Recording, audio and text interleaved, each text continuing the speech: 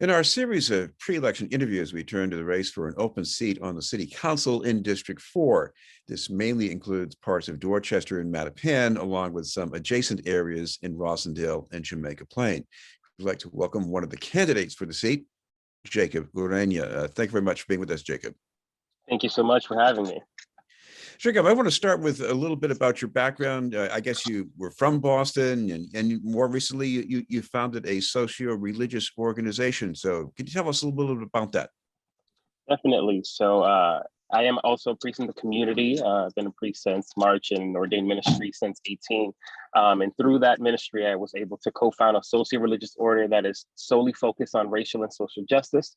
So a lot of the work that we do is racial reconciliation. We do some trainings. We go in the community, provide some resources for them. So that's kind of what the order is all about. It's creating resources and networks for communities of color and for communities in need, especially touching on racial and social issues in the city. Well, I imagine a lot of that has to do with health. We've learned a lot during the pandemic about that, things maybe we should have known before.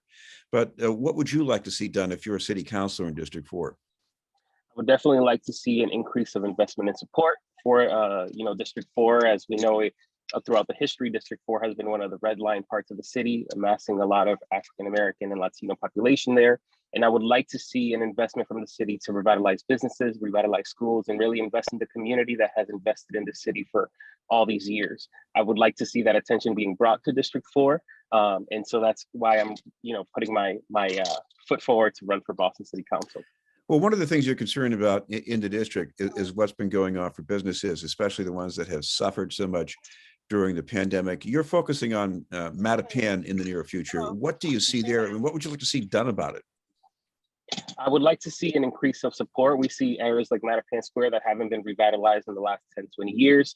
And we have seen how the city has prioritized other areas like the Seaport, like Faneuil Hall, and we would like that attention to be brought to our businesses as well. Our businesses remain as redlined as our neighborhoods do, being pushed out of specific areas like Faneuil Hall that amass $20 million a year in tourism. And so we would like the city to take an appropriate action for those small businesses that are pillars to our community. Our food, Mattapan and Dorchester are food deserts, so many of our population survive off of the bodegas, off of the small restaurants there. And we need them to keep thriving. We need them to keep succeeding in order for our community to be able to thrive and succeed alongside them. Well, some restaurants, in order to succeed, need a liquor license, or maybe they need something that allows for sit-down dining. And some of the restaurants in Mattapan, they might be hurting for infrastructure. Should something be done to help them provide that infrastructure?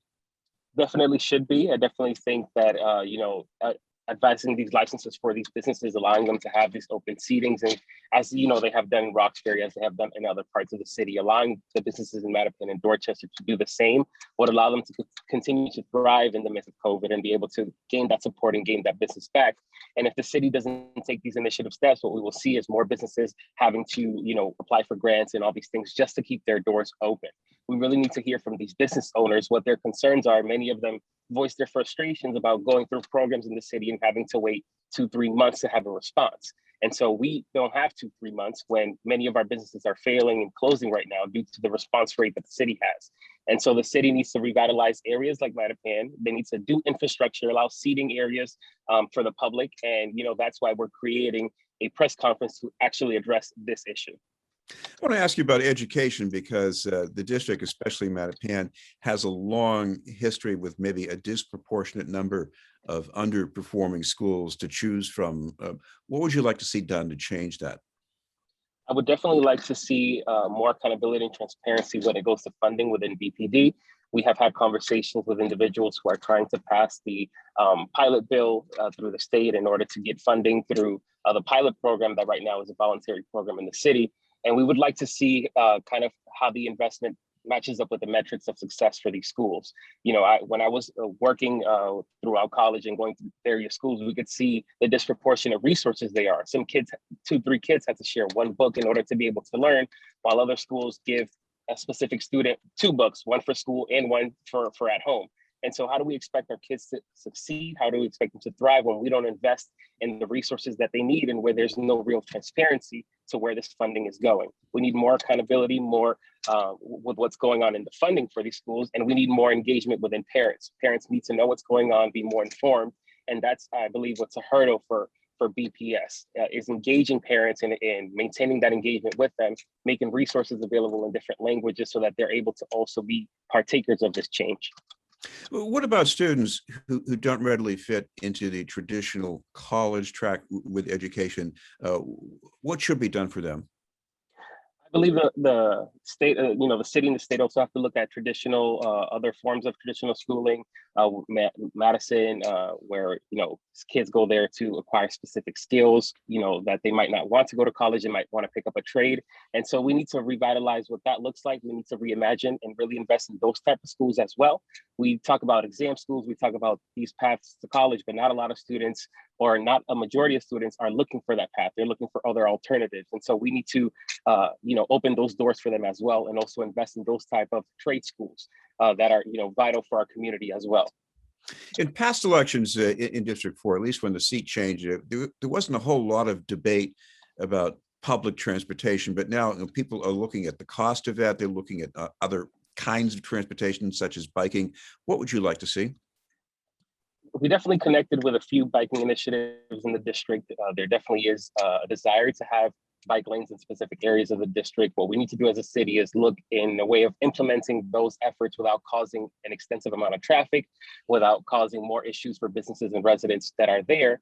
And when we look at public transportation, fares are always increasing, but we don't see how that's equitable for all the residents in the city. If we keep increasing the prices of the public transportation, but we don't fix the services, we don't fix the trains and the buses themselves, then what we see is a disproportionate effect that this is having on our community. We also need to look at the licenses for undocumented individuals that are considered essential workers that till this day cannot get a license to be able to travel to and from their home and work. And so we really need to look at this in a holistic sense.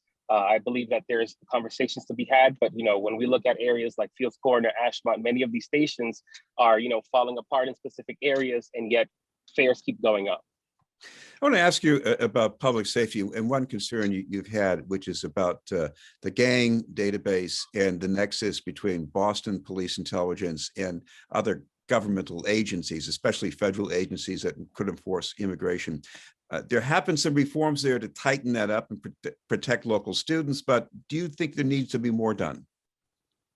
I definitely do believe there needs to be more done for that. We can still have a trajectory from school to prison pipeline that is affecting low-income students and students of color. We also have communications between, police officers, schools, and police.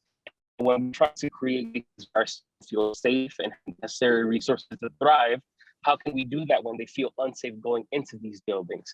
Now, in high school might be something appropriate, but when we look at elementary schools and all these other forms, other levels of education, what we're seeing is that students are actually fearful to what might happen in these schools.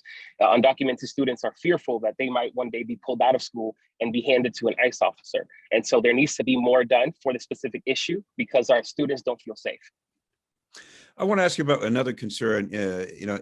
Even though there's been all this talk about trying to increase accountability from the police department, the number of homicides in Boston, the number of shootings, there isn't much improvement there. What's missing?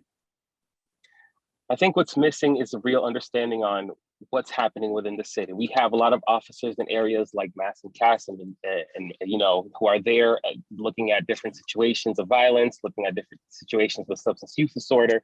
But when we have an accountability problem between the DA, city officials, and the police, they each point their finger at one another.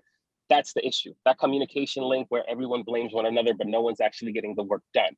And so when we have, an overtime budget of $73 million, et cetera, and yet we don't see the results of that, money put into the budget, then what we're seeing is a disbalance. We're seeing an unequitable process. And, when speaking to police officers as we canvass neighborhoods, what they tell us is we need more training.